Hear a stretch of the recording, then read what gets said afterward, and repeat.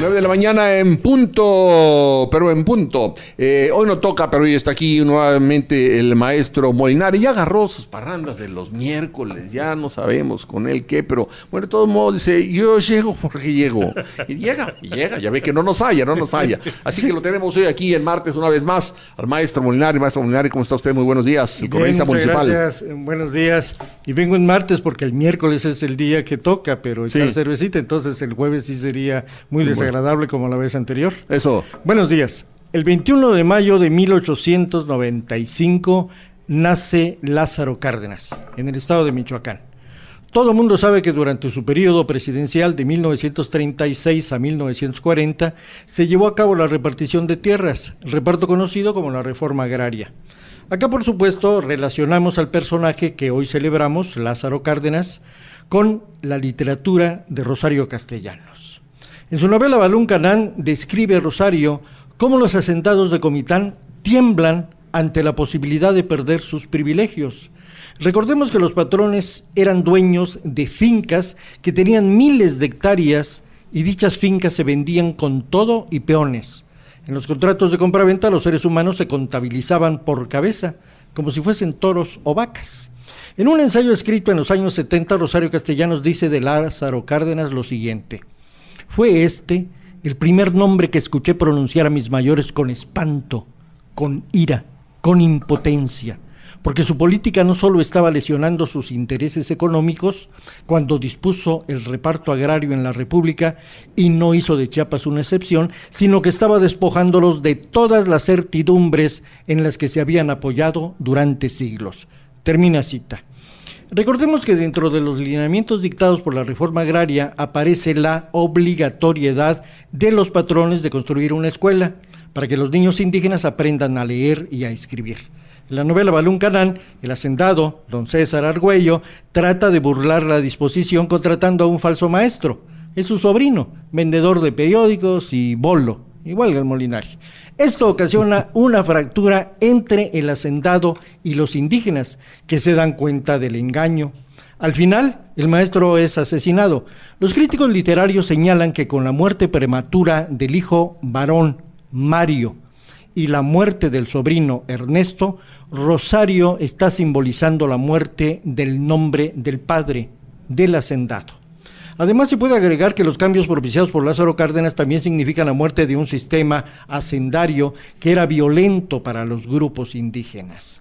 Existen testimonios escritos que explican que cuando Rosario Castellanos trabajó en el Instituto Nacional Indigenista en San Cristóbal y con el grupo de titiriteros, se desplazaba a las comunidades indígenas para llevar el mensaje social, con el títere Petul a la cabeza.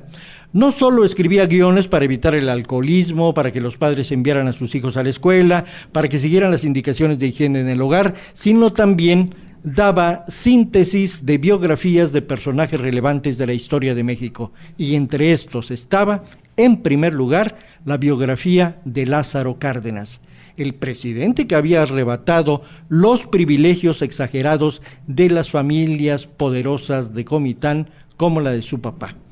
Por eso, comitecos que conocieron a Rosario cuentan que ella no fue bien vista por la alcurnia comiteca, pues en su novela Balún Canán no les dio un buen trato, sino que se puso del lado de los indígenas.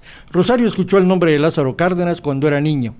El nombre era pronunciado con espanto, con ira, con impotencia. Estas tres palabras definen perfectamente lo que significó Lázaro Cárdenas para los hacendados que se vieron forzados a repartir sus tierras. Hasta aquí el comentario, maestro Iván. Un Lázaro Cárdenas que todavía pues sigue siendo esa figura transformadora, ¿no? Que no lo hemos perdido en la historia, ¿no?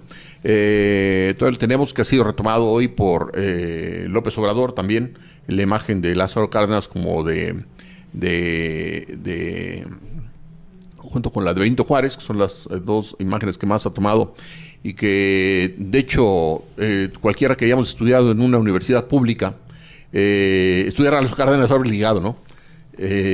Todo lo que fue el sexenio de Lázaro Cárdenas, el periodo de gobierno de Lázaro Cárdenas, y que sí traía esta consigna que hablaba mucho Rosario Castellanos, que traía mucho de la recuperación de los del apoyo a las zonas más marginadas, de la gente más pobre. Y creo que fue una época en la que realmente se hizo, realmente se apoyó. Y lo que tuvo mucho Rosario Castellanos, a pesar de ser familia fifí, a pesar de ser familia fifí, lo que ella finalmente le pesó más fue sin duda alguna, y ya tú me apoyarás para decirme si es cierto o no, fue los estudios y el acercamiento que tenía mucho con las comunidades indígenas.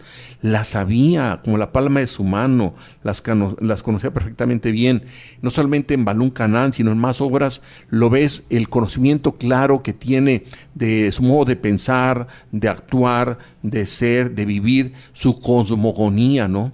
Y creo que eso pesó más en ella, ¿no? Tenés razón, maestro, tenés razón, porque creo que lo que mucho influyó fue la presencia de su nana, que era una mujer celtal. Entonces, pues en ese entonces ya lo sabemos, las niñas fifi crecían al amparo de una cuidadora, de la nana.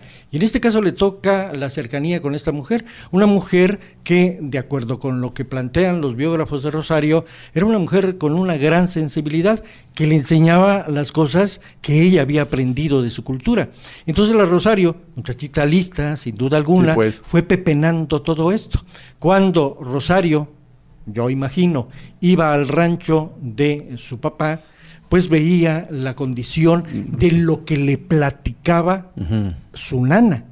Y a partir de ahí yo creo que comenzó a tener una cierta simpatía por lo que significaba la cultura indígena.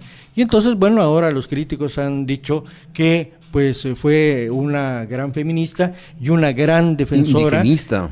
Exactamente, también indigenista. Sí. Y bueno, ella, su literatura también fue tachada de tal, y esto ella no lo aceptaba, porque prácticamente su literatura no está en ese renglón, pero sí, a final de cuentas, si nosotros nos acercamos al estudio de su obra, vamos a encontrar cómo sí está retratada la condición de los indígenas. Esto de lo que hemos platicado. Oficio de Tinieblas es un retrato perfecto y maravilloso, y si me hablas de literatura de Rosario Castellanos, literariamente me quedo más con Oficio de Tinieblas que con Balún Canán, ¿eh? Claro. Balún Canán es la lucha de los poderes, el desencuentros y encuentros entre los niveles sociales, transsociales, pero lo que es Oficio de Tinieblas es entrarle de lleno completamente al indigenismo y las problemáticas y su modo de ver, y es entenderlo, ¿no?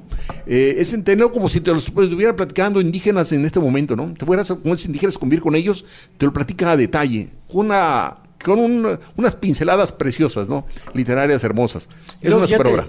Perdón, de lo que estás diciendo es cierto.